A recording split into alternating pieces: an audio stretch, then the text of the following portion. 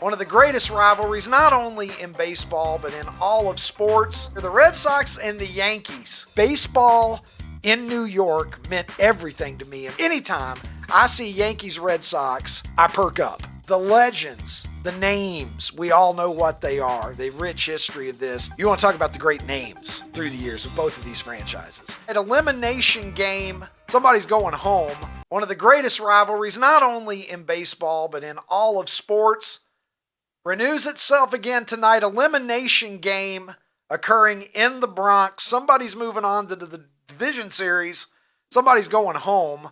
And any day when the Red Sox and Yankees are playing a game that is meaningful, man, my inner 6-year-old starts to perk up, because it is really the Yankees and the Red Sox, that rivalry, that was my introduction to being a baseball fan. 1978 was the year that I discovered baseball. I was a first grader. I was a farm kid when I was little. My papaw, I'm from Kentucky, so I have a papaw. My papaw was a farmer. My uncle was a farmer. My dad had worked in that line until he became a law enforcement officer. I was a kid who played with tractors and trucks and things like that. Sports was really not a part of my world until I started first grade and I began to discover baseball and Reggie Jackson and baseball cards. And so who was this guy who hit 3 home runs in a row on 3 pitches in the 1977 World Series Game 6 to close it out against the LA Dodgers? Reggie Jackson, who was this guy? First baseball card I ever owned. Reggie and Yankees reign supreme, 1978 Topps set. Some of you, probably a few of you, know the card that I'm talking about. Mr. Peanut didn't have a card in the Topps set that year, by the way. Mr. Peanut meeting Mr. October in this photo. Hard to say who was saltier, but we know that Reggie never cracked under pressure. Unlike some people in that photo, Mr. Peanut would fall apart anytime, cracked up every time, just a little bit of pressure was on him. Reggie, however, seemed to be impervious. He was a superhero to me when I was a kid. I had his poster on my bedroom wall, and I became a Yankees fan. Yeah, okay, typical 6-year-old front-running fan. I didn't have a team in Kentucky, all right? There were no professional teams in Kentucky. That's why people from around the country ask me, are you a Pittsburgh fan? Are you a Houston fan? Are you a Cincinnati fan? And the answer is yes to all of those, because I was really a generalist later on growing up in Kentucky. But during Reggie Jackson's career, I went where Reggie went. I later became an Angels fan. But baseball in New York meant everything to me in my formative years. And I will never forget the Yankees tracking down the Red Sox 14 games down on July the 19th, 1978. Billy Martin got fired that year, replaced by Bob Lemon, and the Yankees end up chasing the Red Sox down. And some of you might remember 47 years ago today at Fenway Park, Bucky Dent earned a new middle name, at least within the state of Massachusetts. The home run into the netting over the Green Monster. I was watching it on the 19-inch Zenith TV that my dad bought in 1975, right there on the multicolored green shag carpet. It was my first real amazing moment as a baseball fan watching that happen. I made my mom promise to let me stay up and watch all of the games if the Yankees made the World Series.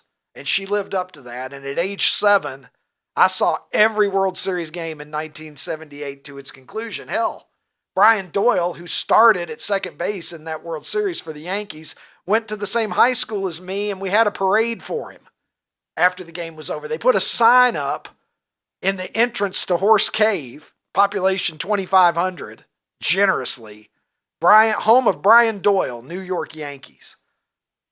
So that 1978 Yankees-Red Sox duel that culminated in game 163 of the regular season, which we did not have this year between the Blue Jays and the Yankees because now it just goes down to a tiebreaker. I had to look it up. The Yankees would have won the tiebreaker also in 1978 if they decided it like that. But back then, we had tiebreaker games. So I will never forget this. So anytime I see Yankees-Red Sox, I perk up. Game 3 tonight in the Bronx. Aaron Judge, the only thing that's left, the only box that's left for Aaron Judge to check in his already, I would say, Hall of Fame career. Aaron Judge retired after the end of this season. He's a Hall of Famer. I don't know if he has the requisite 10 years in, but you can waive him for Aaron Judge because he's already done enough to be a Hall of Famer, in my opinion. Now, you want to talk about the great names through the years with both of these franchises. Babe Ruth is the river that runs between them, right? The whole fact that Yawkey sold Babe Ruth to the New York Yankees, that's the curse of the Bambino. And how many years did it take for that curse to break, Tim? What was it, 88 years? How many years was it before they finally broke through and won a World Series? Something on that order. Babe Ruth, Lou Gehrig, Joe DiMaggio, Mickey Mantle, Whitey Ford, Roger Maris. Do I need to go on? We can get into the modern era and start talking about Jeter and Andy Pettitte and Jorge Posada and Tino Martin and just go down the line of the players. And then on the Boston side, Ted Williams, obviously, Yastrzemski, Jim Rice, Freddie Lynn, Dwight Evans. We can come into the modern era. Big Papi, Manny Ramirez, Pedro. There's a couple of guys. One of those guys won a World Series, and he won it with the Yankees, not with the Red Sox. Ted Williams politely explains to Don Mattingly and Wade Boggs that neither one of them knows a fucking thing about hitting. There's 3 guys that could hit, by the way. Look at that. Wade Boggs, multi-time batting champion. Donnie Baseball, who, God bless him, somehow bridges the gap between the Yankees' World Series appearances in 81 and 96. I think Mattingly's career went 82 to 95. And the Yankees appeared in the World Series the year before he debuted, and they won the World Series the year after he was forced out of the game with a bad back. But the legends, the names, we all know what they are. The rich history of this. Tonight, they meet again. And the stakes are extremely high because somebody's going home, somebody moves on. There's the Bambino right there. And this is a serious thought, by the way, guys. If Shohei Ohtani has taught me anything, it's that the Yankees should have let Babe Ruth pitch. What the fuck were they waiting on? That generation gave 0 fucks about anything. We had a guy, I think it was in 1919, dude pitching for the Cleveland Indians. His name was, I want to say his name, Caldwell. Can't remember his first name off the top of my head. It might have been Ray. He got struck by lightning. They revived him, and he finished the game. That is the era that Babe Ruth played in. But somehow the Yankees decided that pitching and hitting on a full-time basis at the same time was too much for him, even though he probably, he had syphilis and ate 47 hot dogs before every game. He was out there fucking prostitutes and hitting home runs for sick children. But maybe it's too much if we let him pitch. They should have let him pitch. I mean, if Ohtani can do it, I'm inclined to think that Ruth could do it. And there's my favorite. One of my 2 favorite managers of all time. You're firing me? Listen, George, I'm too drunk for this shit and I'm coming to work tomorrow. Fuck off. Bye. Billy Martin was hired and fired 112 times before I was 13 years old. That's how I remember it.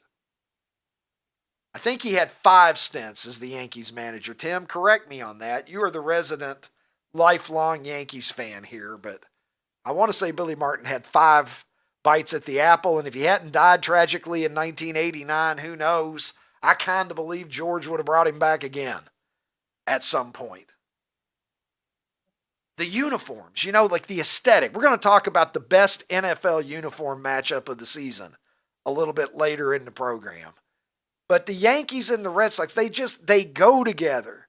And I will say this, from an aesthetic standpoint. Both teams have great uniforms, but the Red Sox, I'm going to give you a little bit of advice, Red Sox. let's consider bringing back this sweet bastard of a batting helmet, shall we? Just look at that. Ronnie t-shirts, isn't that marvelous? Go back to these helmets anytime. I had an Expos Let's one. do it. Oh. All right. Well, you're on, that might be the most credible baseball thing that you've ever told me, Ron.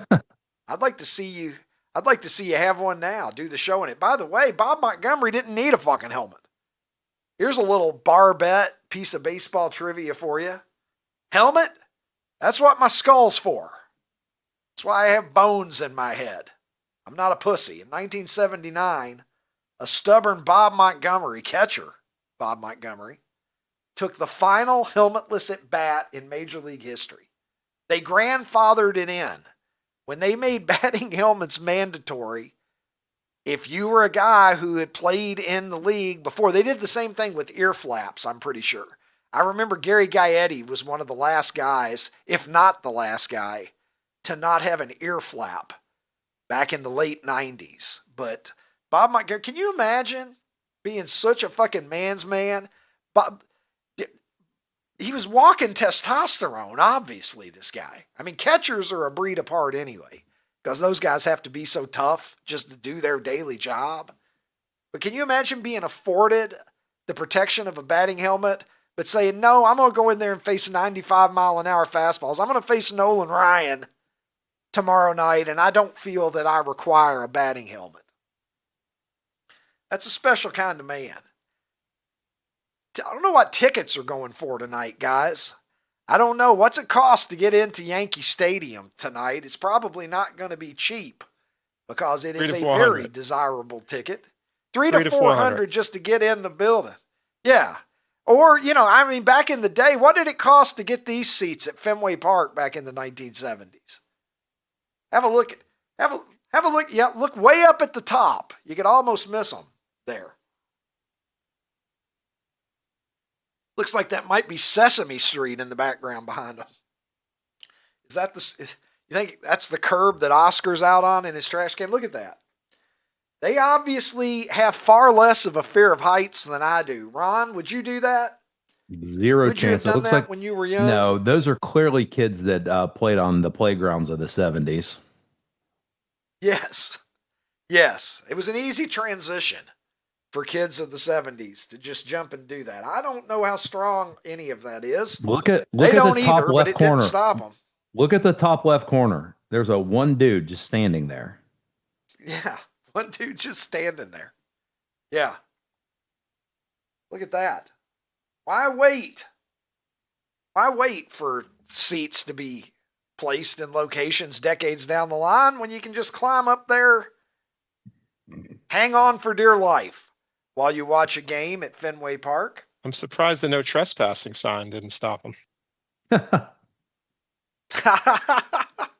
Yeah, well, nothing's going to stop you. Actually, a little bit of history here today. I don't want to give short shrift to the other elimination games. This is only the second time in Major League Baseball history that we got 3 elimination games in one day.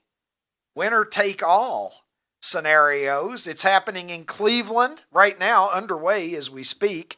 The Tigers at the Guardians. All right, they're the Guardians. And then we've got the Padres at the Cubs today here in Chicago a little bit later this afternoon as we are live right now. And tonight, all eyes are going to be on the Red Sox and the Yankees. And when we were in Wrigleyville earlier this year for the Cubs home opener, of course, I sat down and had a nice interview with Fergie Jenkins. And Fergie later on pitched for the Red Sox. So he has a Boston connection, but he was with the Cubs in 1971 during the prime of his career when this happened. There have been 29 complete games. Now the season's over, unless there was a complete game in the last week that I missed, which there probably wasn't. It concluded 2025, 29 complete games around the major leagues. In 1971, the year that I was born, Fergie Jenkins had 30 complete games by himself.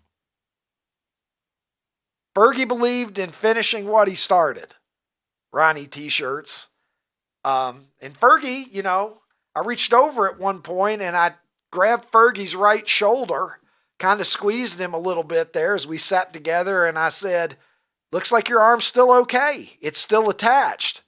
How did you do it? I've been led to believe that if you throw 100 pitches or if you complete a game, your shoulder is going to explode right there on the mound. But Fergie appeared to be completely able-bodied at the ripe old age of, I think, 82 years old. So what happened to complete games? Yeah, he looked great. I mean, he's obviously doing something right. We've got Dodgers-Phillies already set, by the way, here. And Shohei Ohtani, who I was referencing earlier with the Babe Ruth tweet, Shohei Ohtani is the Dodgers' Game 1 starting pitcher. So they certainly were very patient with him this year. They were running him out there for 1 inning, 2 innings, 3 innings. It felt like the slowest ramp up that you've ever seen, but the Dodgers obviously, with an eye on October, they've got Shohei Ohtani stretched out now, and he is one of the best pitchers in baseball. By the way, 50-50 last year. What did he hit? 55 homers this year, exceeding even last year's total of 54. And oh yeah, by the way, the guy who went 50-50 last year, he's a Game 1 starter in the National League Division Series. Speaking of the Phillies and the Dodgers, the old-timers still speak in hushed reverential tones about Pete Rose and Steve Garvey's rivalry for National League forearm hair supremacy, Ron. You could knit a sweater with the forearm hair that either of them had. I said that Bob Montgomery was walking testosterone. Pete Rose and Steve Garvey not very far behind there. You know, that's a sign of high testosterone, Ron. Is what I've always been told. The things that you see, like who looked at that picture and thought that other than you? You are it, dude. You trying to say I'm weird? I'm trying to say you're special in a good way. Well, I just looked at that. I'm like, damn, those guys have a lot of forearm hair. You know what I mean? Their mustaches could grow mustaches. Neither one of them had facial hair, but I bet you Garvey and Rose could have had tremendous beards if they were so inclined. Ron, may have been a missed opportunity in another era. I'll tell you this. I didn't miss the opportunity to pick up a Charles Hudson jersey when I saw it on Facebook Marketplace. I tweeted this out a couple of weeks ago now. I just drove 50 miles to buy a game-worn 1985 Charles Hudson Phillies home jersey. Why? Why the fuck not? All I know is that teenage me would be pumped to know that I grew up to be an adult who's willing to make a 100-mile round trip for a Charles Hudson jersey. Be the change in the world that you wish to see. I taught college for 21 years. I've achieved a handful of things in my life. I'm a father of 5, 2 of whom are already legally grown adults. And by God, I'm not above driving 50 miles to get a Charles Hudson gamer. And the cool thing, Ron, is, I don't know if I told you this, or maybe we did talk about it. I was able to check it against a couple of 1985 YouTube videos out there of Charles Hudson games. Okay. And I was able to match it to 2 specific starts that he made. One against the Cardinals in August of 85 and one against the New York Mets. What'd you base off? Like some stains or something? Like July. Stains or something on the shirt? I based it off of the placement of the pinstripes and the emblems. And I got a little bit of help from ChatGPT. I actually got a lot of help from ChatGPT.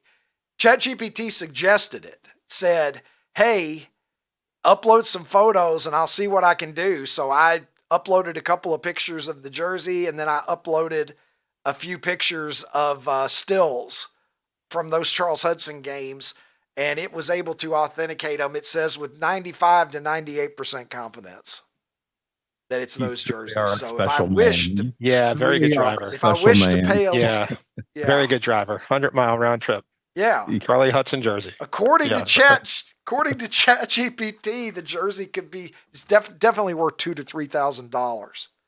What'd you pay for it? So if $200. Oh, look at you. It was an investment. and it's in a frame. It It was turns an out it was an investment. investment because apparently people get excited when you're able to not just say it's game worn, but you can point to when it was worn. Apparently Oh, that blows everybody's skirts up. Can you say who and you got the it from, value Ricky? just skyrockets. I got it just from a guy on Facebook Marketplace. I was just smoking weed and scanning Facebook Marketplace after midnight as one does. And I saw this jersey and I knew enough to know that it was a gamer. It wasn't, and it was framed too, but I knew Charles Hudson. I saw the tags. I'm like, that is a team issued at a minimum jersey. Can't prove that he wore it in a game, but it's definitely team issued. did you meet him in a It was his public primary place, or did home you go over jersey. his house? I went to their house. Oh, look I at went you to their just playing with house, fire, yeah. playing with fire. Bravely. Yeah, it was a lady. And then when we got there, it was a lady and her husband. They attempted to chain me to the radiator, but Skin you alive. I managed to wriggle myself free. Yes. They wanted to perform a ritual with my skin after they removed it from me, but I said, not today. And I got out of there with the Charles Hudson jersey. So, We need to get him on the show.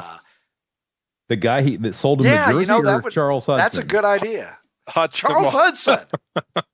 Yeah.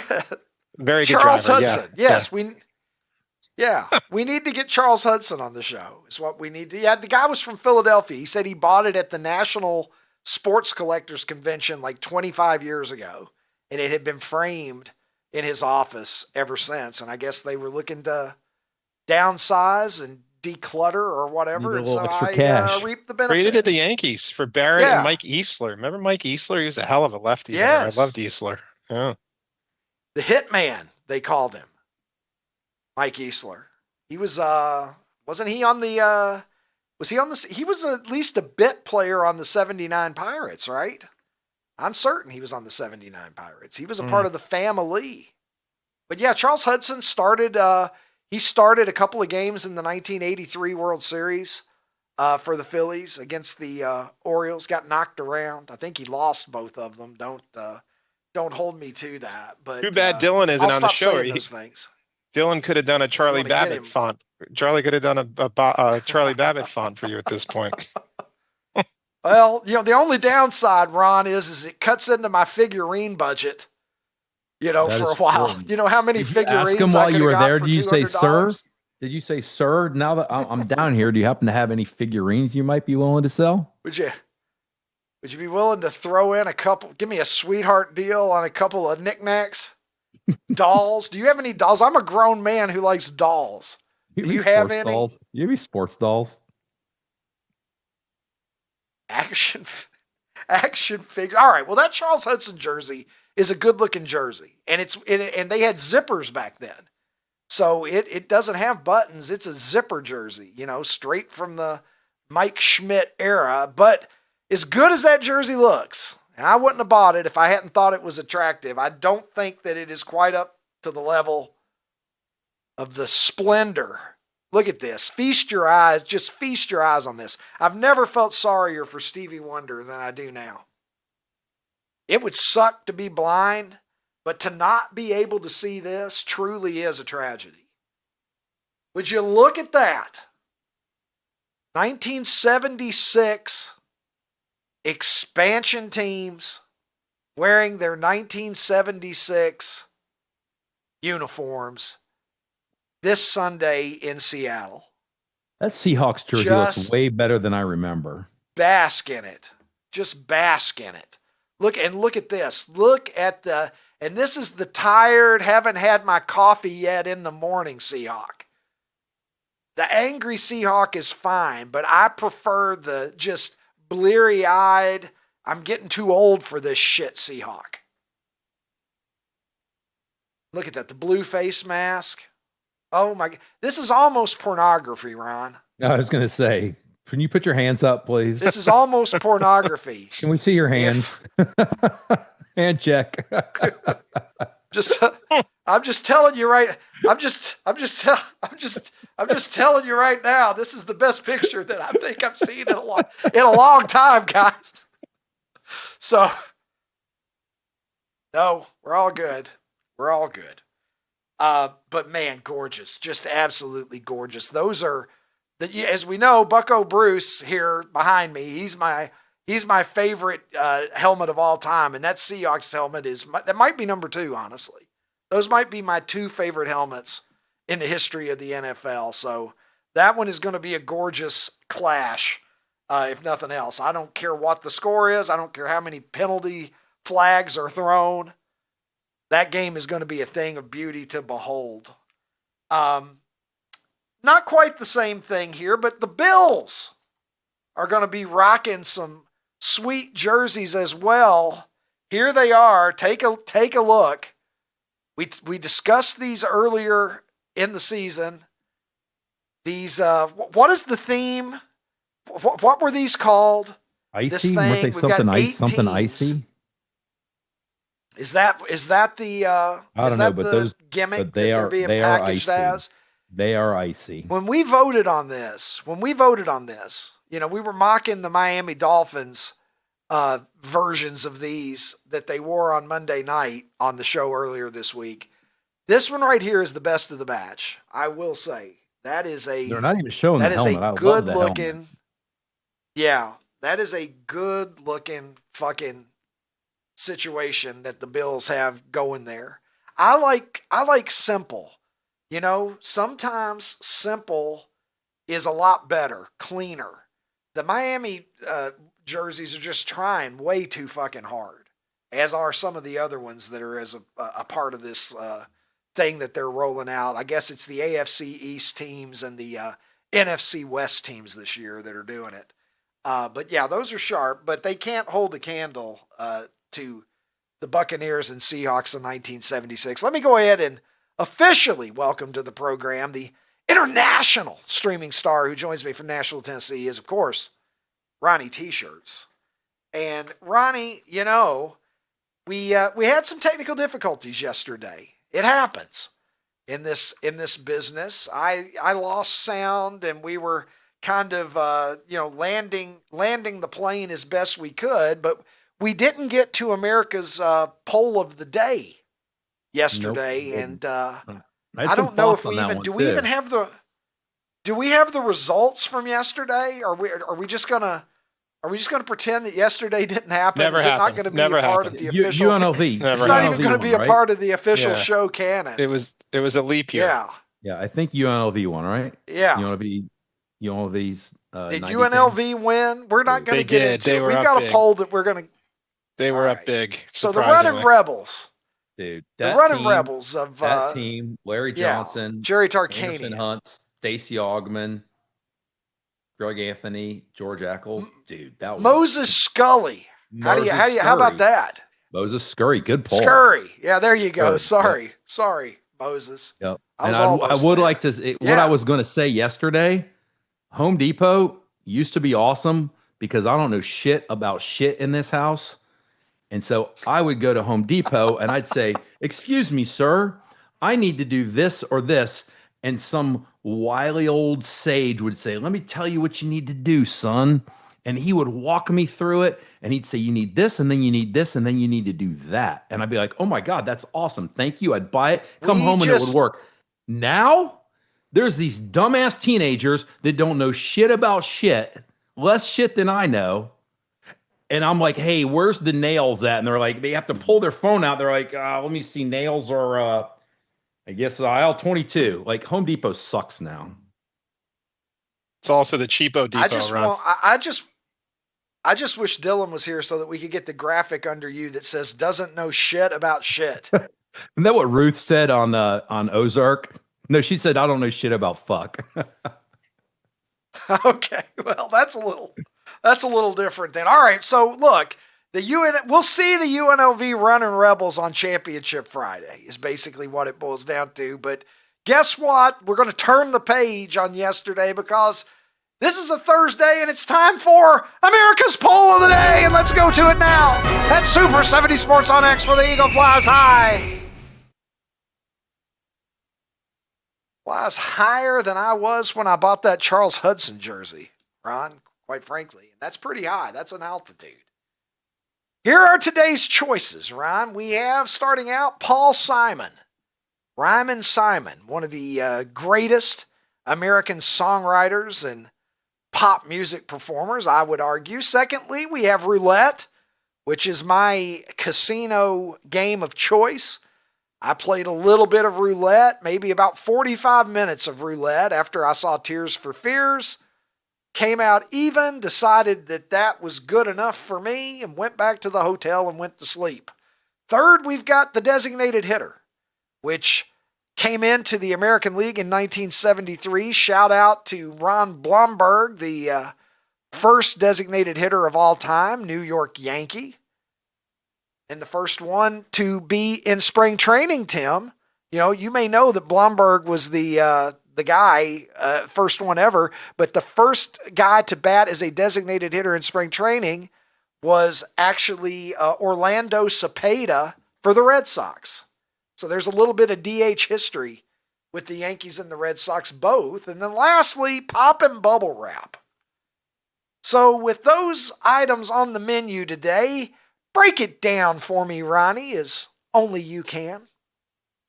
God, I hate when you put me in a position to be negative, but dude, Paul Simon sucks. I wouldn't go to a Paul Simon concert if you paid me $1,000. God, he's awful. Just beta music, absolute beta music. Roulette. Wow, that's a what take. else is there to say? That's quite a take. You just eviscerated Paul Simon, and then we're just going to move on. Roulette. You want me to eviscerate him After more? That, you want me to eviscerate him more? Well, dude, he's soft. What exactly about him rubs you? Like, I mean, a, what causes such a strong? He's little. Soft. He's a short, little guy. He's just soft. He's a total beta. Like nothing. Oh, it's just bleh. Yeah. You mean genius? You don't like the nice bright Whatever. colors of the Kodachrome? So he's a poet. So what? Now you like him because he's a poet or something? Yeah. Blech. He hung out with Julio down by the schoolyard, Ron. I like music to move me, and that music does not move me. So. You've listened to Graceland from start to finish? Yeah, I will never listen to Graceland. I don't even know what that is. Jeez. Oh my God.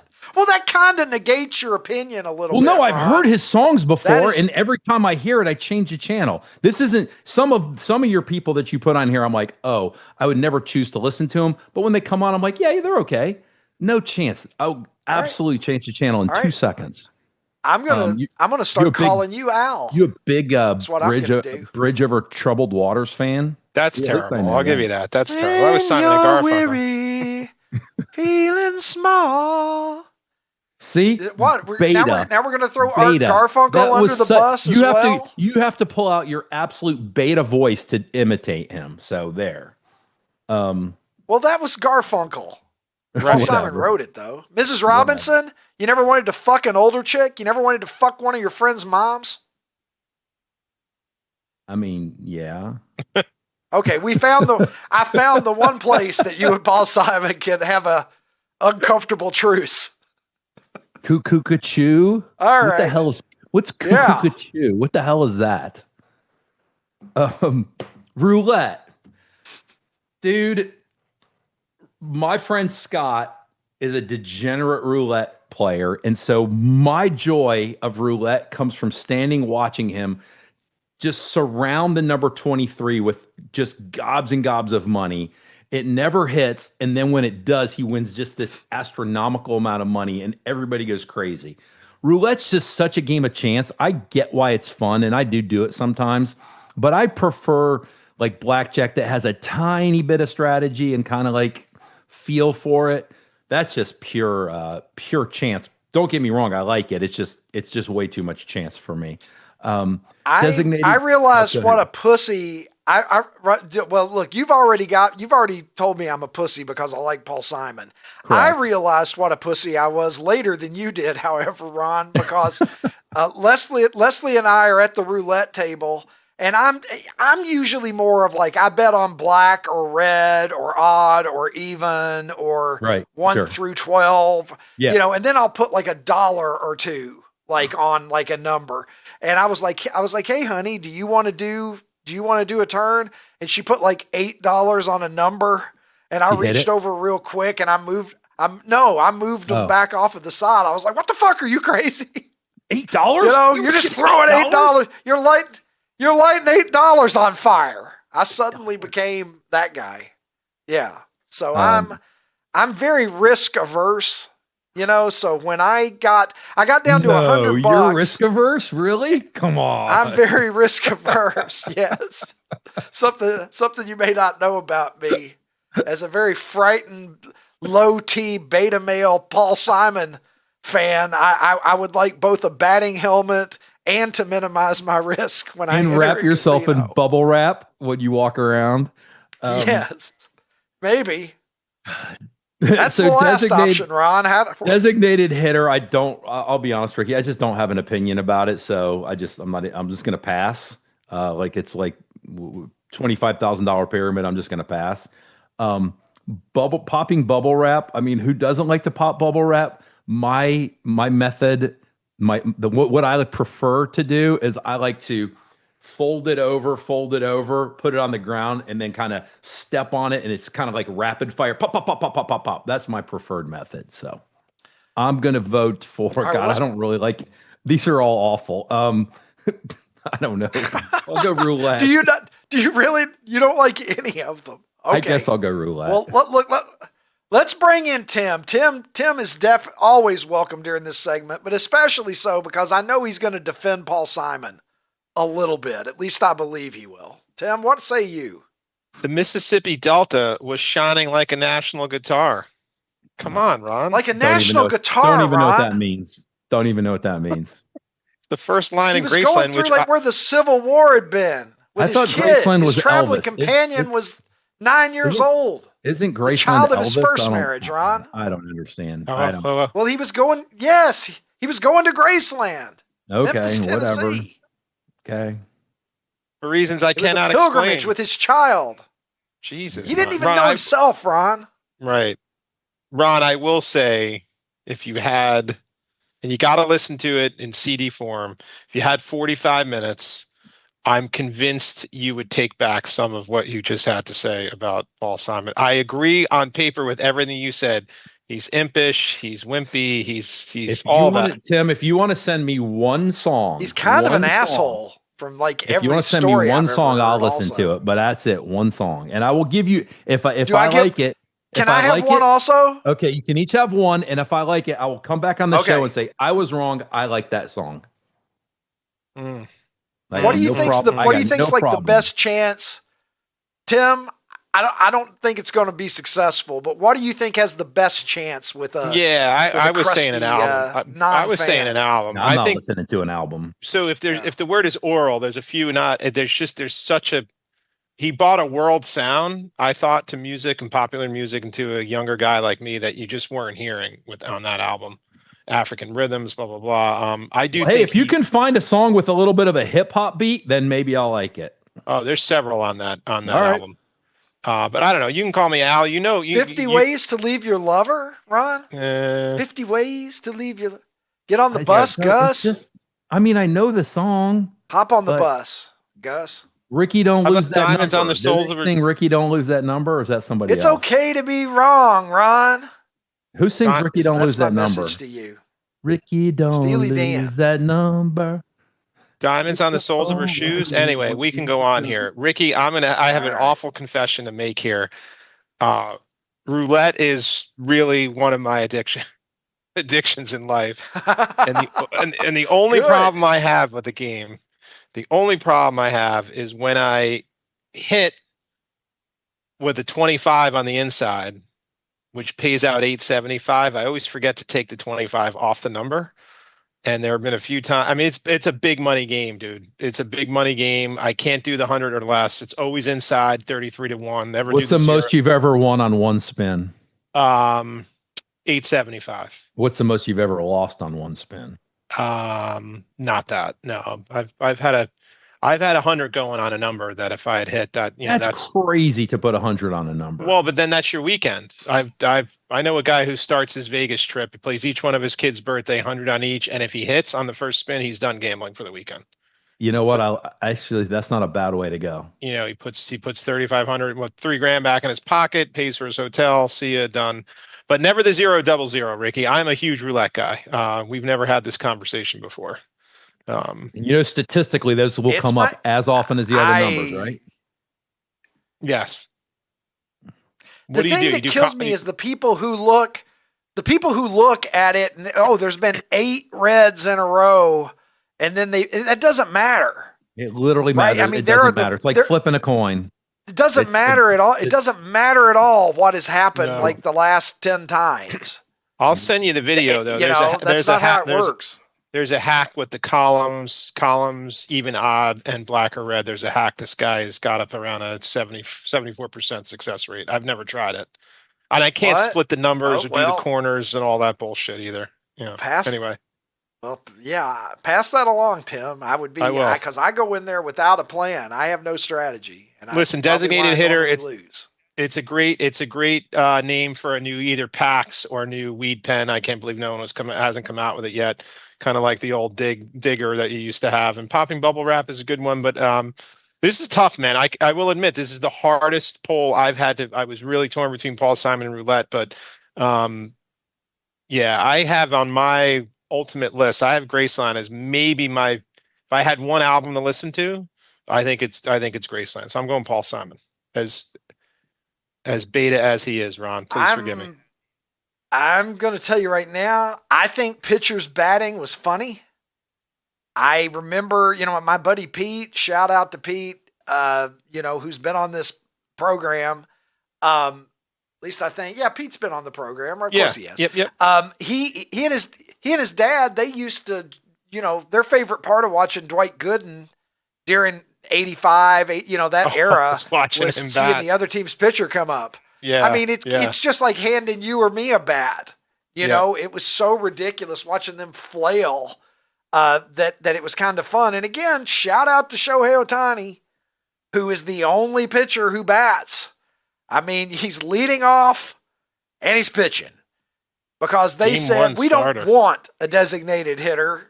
We want our pitcher to bat. It's like Little League. He's the only player in the history of the major leagues who just brought Little League. Remember in Little League, your best player pitches and your best player is also your best hitter. Shohei Ohtani thinks that the major leagues are Little League, apparently. I'm going to vote for Paul Simon. I have to vote for Paul Simon. I mean...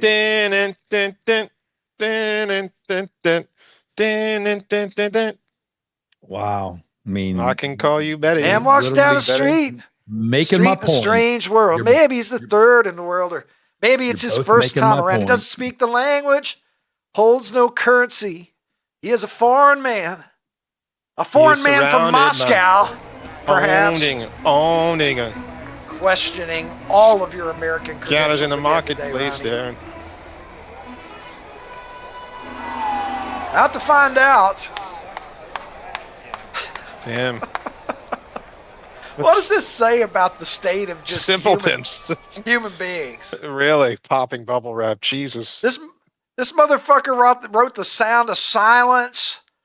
He just cranking out one classic song after another. Nope, guess what? Give me some plastic bubbles to pop, and I'll be happier, says 44% of my audience. Paul Simon, 27, and then the designated hitter is going to beat out roulette for the bronze medal today. We'll see popping bubble wrap. Ron, when I put that on the poll, is the last one.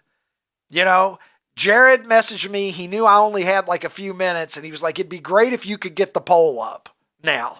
So I sat down, and I'm just like, yep, let me try to help everybody out, get this poll written. I wrote it in about 2 minutes, and I had the first 3, which often happens. And you're looking at that last one because not only are you trying to think of something else, right, you're trying to think of something that won't throw the entire poll out of calibration. Yeah. Yeah. You want it to be good enough. You don't want it to be terrible. Yeah, you don't want to say Seinfeld. I throw pop and bubble wrap in there. Yeah, I thought that pop and bubble wrap might be too weak. Turns out everybody's into that shit. So...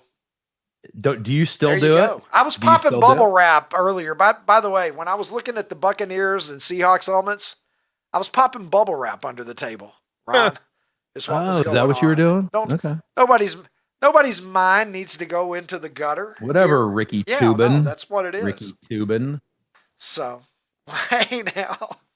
I once asked Jeffrey Tubin a question when he was on Tom Snyder back during the O.J. Simpson trial. I called Tom Snyder. I got through. It rang. I got through. I couldn't fucking believe it. Jeffrey Tubin was the guest. So I asked him a question about Johnny Cochran. Did you and say, he hey, answered it without Jeff, touching his dick. Jeff, Surprisingly someday, enough. hey, Jeff, are you aware that someday there's going to be technology where people are going to have meetings, but they're going to do it from your house and you're going to be able to pleasure yourself? Are you aware of that, Jeff? Are you aware that one time you're going to be in your house and you're just going to jack off for everybody? Then not have any idea that you did it? The future's going to be weird, Jeffrey.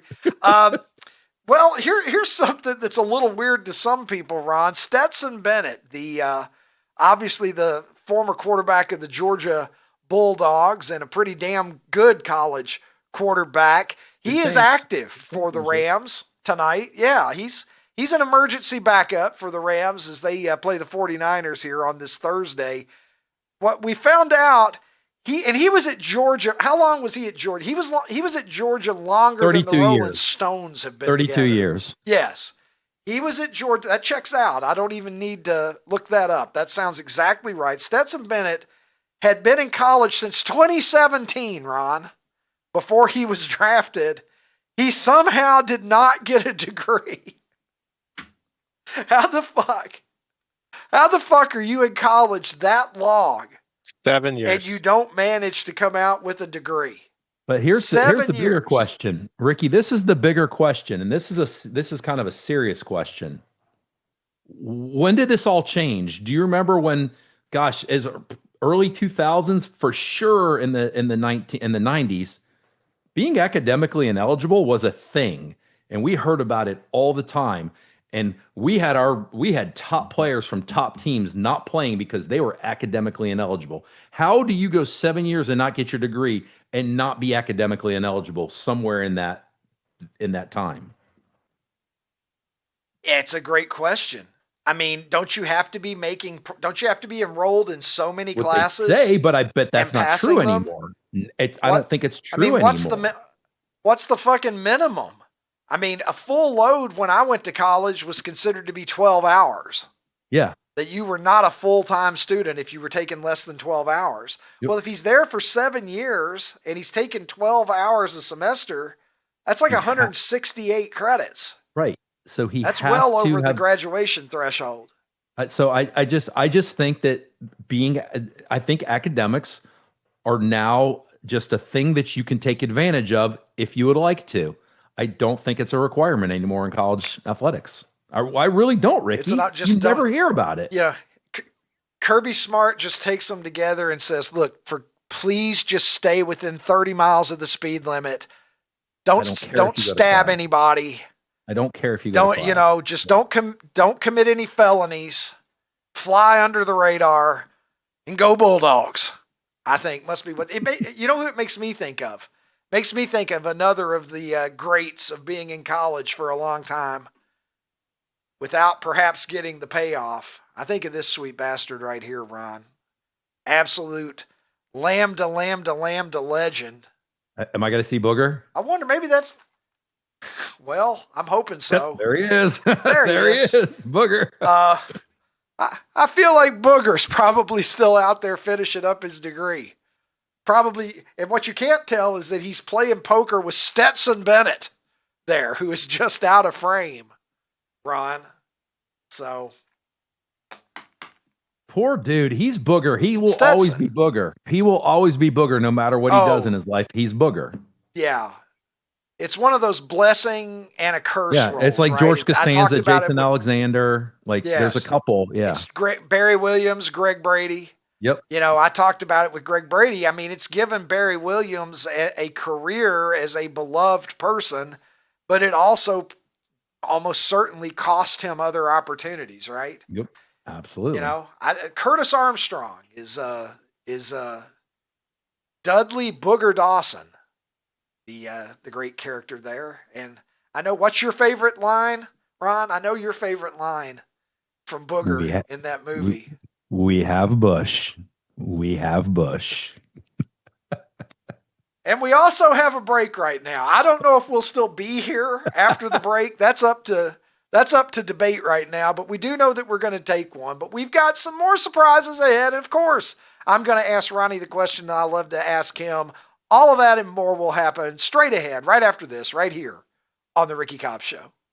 Football's finally back. So's the hard-hitting gridiron action on Prize Picks. Download Prize Picks and use code OUTKICK and get $50 instantly in lineups when you play $5. Must be present in certain states. Visit prizepicks.com for restrictions and details.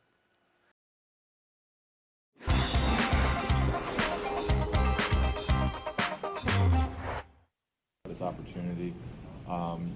You can tell he takes it seriously just by the way he studies and you know, his intent in the meeting rooms and on the practice field. So, Joe, I know you've been.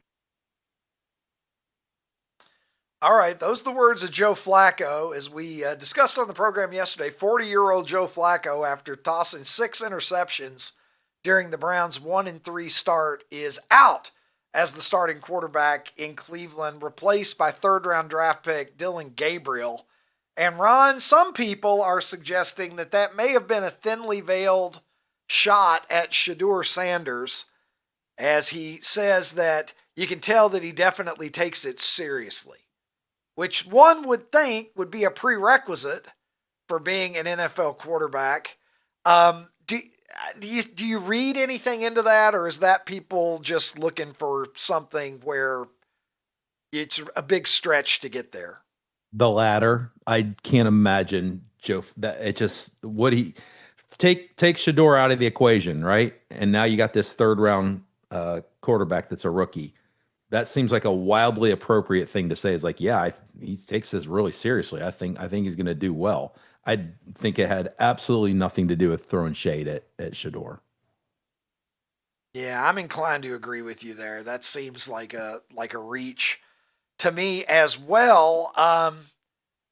All right, I don't even know what the segue here is. Talking about old quarterbacks, I guess Joe Flacco still looks pretty good for a 40-year-old, but as you get older, the age starts to creep up on you. I got the Just for Men in my whiskers. We have to make allowances sometime. I'm not going to sit here and say that I'm not trying to get a little bit of artificial help, but not as much help as it appears that Tony Romo has sought, because there are people commenting. Rod, this is mean. This is a mean tweet right here by Nate in PA. Tony Romo with the Tim Allen tan/Botox Christmas with the Cranks scene going on. Ricky, this is the first time I've seen this. Yeah. Dude. And Romo's he's obviously got, you can see it, it's on the back of his hand too, it appears. He's kind of got the Donald Trump, whatever that stuff is that makes your skin look a lot darker.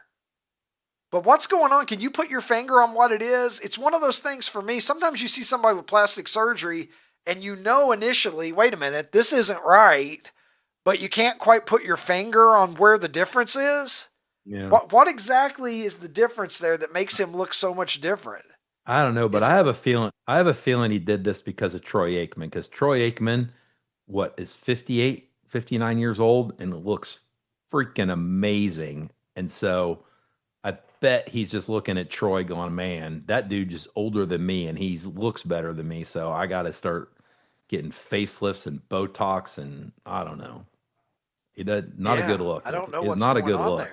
I mean, Not a good look. Tony Romo's best appeal is like he sort of has this every guy quality.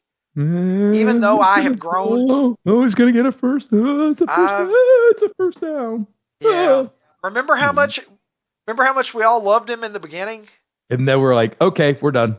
We're done. Yeah. Have you ever seen the public consensus on a guy go from being so positive to so negative? Crazy. Fast and as he it didn't happened change. with Tony Romo? He didn't change. He kept doing the No. same stuff. We all No. changed. Yes. He's like it's like you get into a relationship with somebody that's not working out, everything that seemed cute. You used to the boop first him on the couple of nose. months. Boop, boop. Yeah. And And now you're like, I Fucking can't hate your even face. fucking stand the sight of you. That's right. That's right. All right, Ronnie. Look, I don't know if I'm ready for this or not. I never know what I'm going to get. It truly is like Forrest Gump's box of chocolates. But there's only one way to find out, and it happens a little something like this. What the fuck, Ron?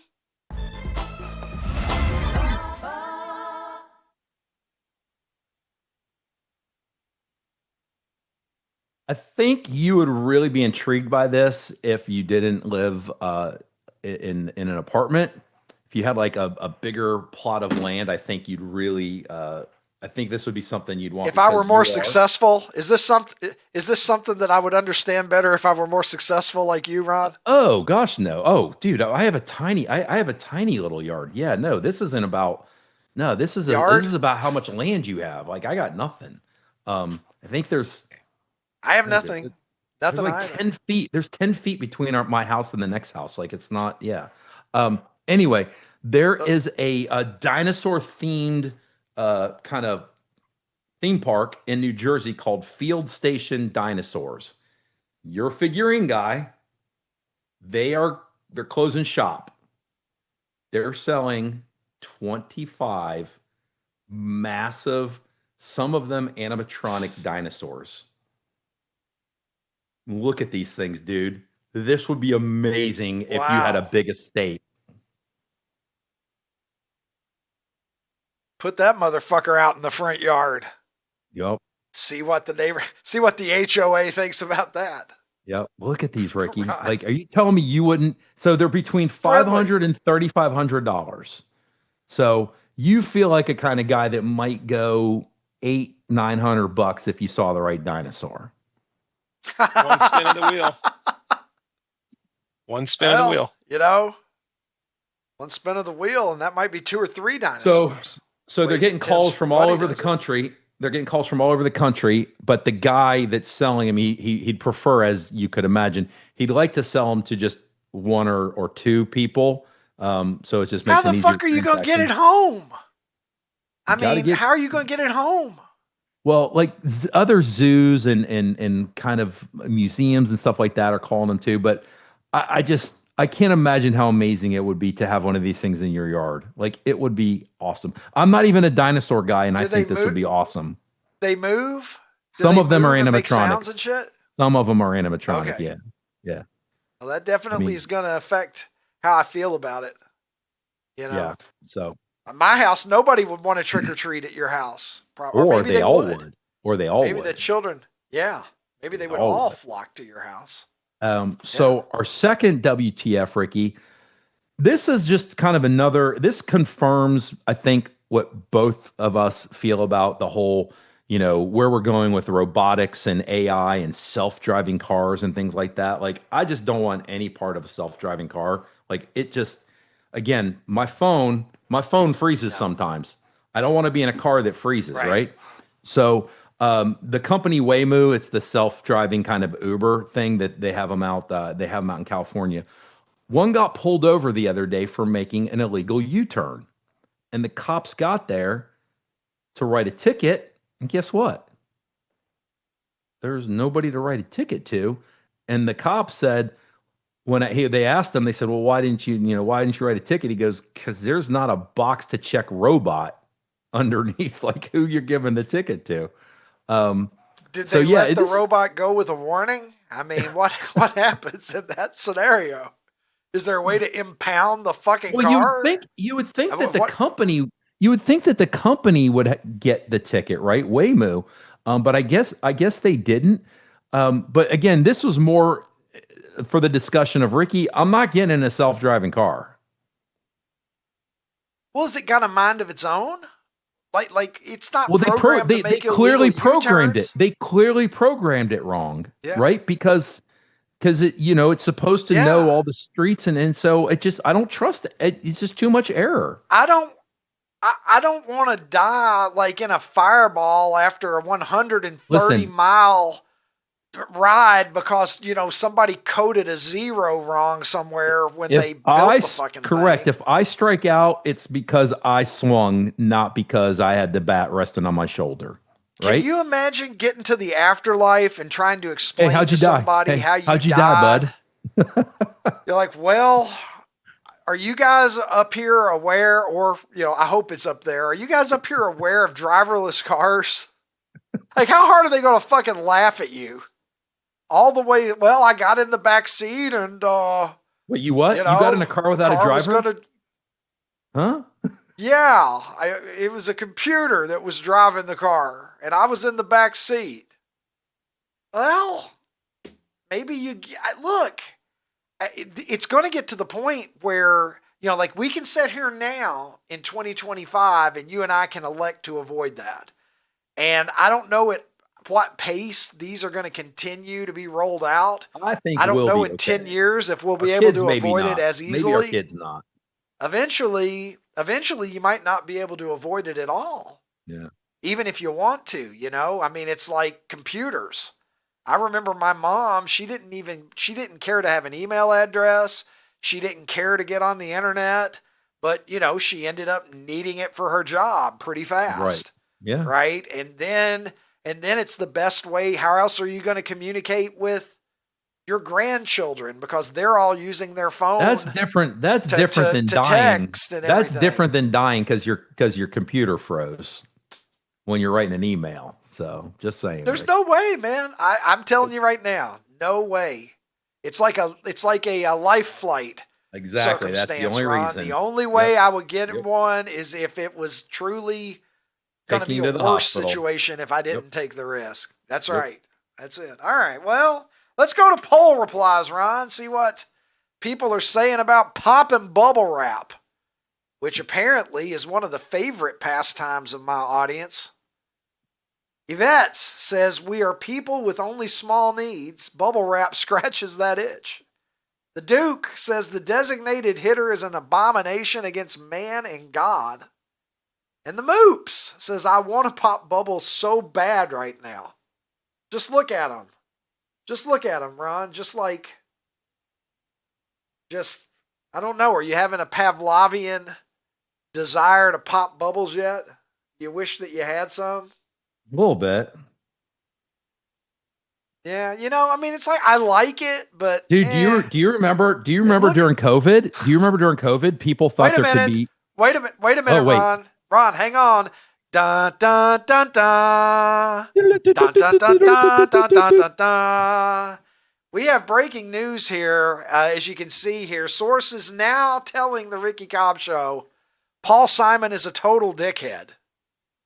So there you have it. Our reporter Jared Scher on the scene, where word is apparently reliable sources telling Jared, from what I am being told, Paul Simon, quote unquote, a total dickhead. Not a dickhead, but a total dickhead. Right now. Total dickhead, 100% dickhead. And this brings me, Ron, I want you to finish your thought in a second. Hold on to it if it's not already gone. But I want to tell my one little Paul Simon story here, because there's never going to be another time to tell it. All right. So back in 1999, Paul Simon and Bob Dylan were co-headlining a tour, summer tour. And in one city, Simon would open for Dylan. And then in the next city, Dylan would open for Simon. They would do 3 songs together in between. And I saw him 3 times that year. I think I saw him in St. Louis, Atlanta, and Nashville. And in Nashville, the internet, relatively a new thing, 1999. My buddy Joe and I, we were following set lists because we were huge Dylan fans. And we were seeing what Paul Simon's set list was every night. And we realized pretty early that Paul Simon, like a lot of artists, was playing the same set list night after night after night.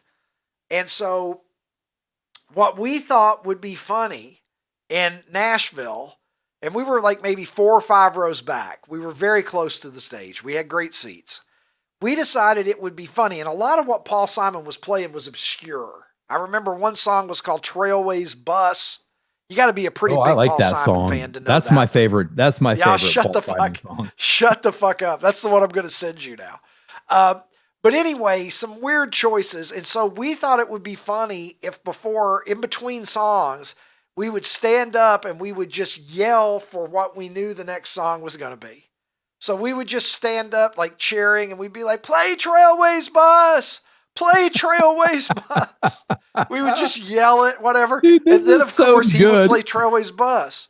Well, and when he would play the song, because, he wasn't going to change the show for us, or whatever. So he would play the song, and then Joe and I would high five each other and just fist pump and whatever. Like we couldn't believe that he was listening to us every time. And we did that for about 7 or 8. We did that for at least 7 or 8 songs. And so when I tweeted this out, Ron, this was the last paragraph. I said, I told the story, the same one I told you. And then I said, I've reflected on this a lot through the years. At the time, we thought we were so clever. But after maturing and learning to see the world a hell of a lot differently than the rather impolite college student I was at the time, I'd just like to publicly say to Paul Simon that I still think it's pretty funny. Dude, so there you are, Ron. That's my position. So awesome. It's beyond clever because now, we can just look at our phones. You go to a concert and you see what the set list was the night before, and it's probably going to be the same. But back then, no chance anybody knew. That is awesome. And I can't imagine how funny it was. The people around you, these people going, are we sitting next to Nostradamus? What the hell? Oh, it's so good. They thought that we were the puppet masters. Or Paul Simon loved these guys. Paul Simon doesn't do anything until Joe and I tell him. That's such a great story. Oh my gosh. You hate Paul Simon so much that it warms your heart that I did that. I'm sure. So but he didn't let on, but there's no way that he couldn't have heard us. I mean, we were like 20 feet from him. I mean, do you remember the reactions of people around you? They were just like looking at us, like nobody, there were like quizzical looks. Nobody ever said, stop or anything like that. Yeah, but back then, I don't think you would have even known to think that they know. So they just must have thought these dudes are ballers that he's actually just playing what they ask. So good. Yeah. So good. I do feel kind of bad about it for the other people that were there. Because, fuck 'em. I mean, I wouldn't do that now. Or would you? Anyway. All right. Or would you? Well, you might. What were you going to say earlier, Ron? Did you remember? Oh, bubble wrap. We're over 50. Bubble wrap. Dude, do you remember? Let's bubble wrap up this show right now. Do you remember during COVID, all those dumb motherfuckers thought that, no, I can't pop the bubble wrap because there's going to be COVID air inside of it. Because, tell me you're still wearing a mask in 2025 without telling me. Those are the same motherfuckers that you're running into all the time that are still fighting COVID-25. God bless them. I mean, just imagine COVID was bad enough to last as long as it did and cost us as much valuable time as it cost us. If you're still out there masking up, God bless you, but you need a therapist. You should see how many people in Seattle. When we were in Seattle last week, oh my God. It wasn't everybody. Yeah. It wasn't even close to everybody, but it was way more than it should have been. Yeah, there's a direct correlation between mask and socialism, Ron. I feel very confident in telling you that. It's if your hair is a color that is not a natural human hair color, the odds of you wearing a COVID mask in 2025 increase exponentially. I've never seen a guy in a pair of Red Wing boots. Nobody's ever wearing steel tip construction shoes and a mask. Are they? Tends not to happen. No. All right, Ron. Well, my thanks to you. As always, I'll be figuring out what Paul Simon song I'm going to send you so you can text me back 10 minutes later and tell me that it blows. My thanks as well today to Adam and Molly and Colin and everyone in Nashville who worked so hard to make this show successful. My thanks to P.A. Jarrett, also, intrepid reporter today, breaking the news on Paul Simon's total dickheadedness. And of course, thanks as always to producer Tim for the outstanding job that he does, but most of all to you, you sweet bastards. You're the reason I'm here. You're the reason that I do this. I love you guys and I appreciate you. You can find us, as always, at Fox Nation on Outkick.com and on YouTube at The Ricky Cobb Show, which is our new channel. All of our content's there. So head over to The Ricky Cobb Show and subscribe on YouTube, won't you? If you prefer to digest us in podcast form, we are on Apple and Spotify. And you can also find our content on Instagram, Facebook, TikTok, as well as X, where, well, you know where to find me most likely if you're watching this. I'm the Super 70s Sports Guy. Drop by and pay me a visit. And most importantly of all, let's make an agreement that we'll meet back here again tomorrow on Championship Friday. That's right, where all the action is, where it really goes down. We'll be teeing it high, and we will let it fly tomorrow with another episode that will get your weekend started early, and we'll get it started right on The Ricky Cobb Show.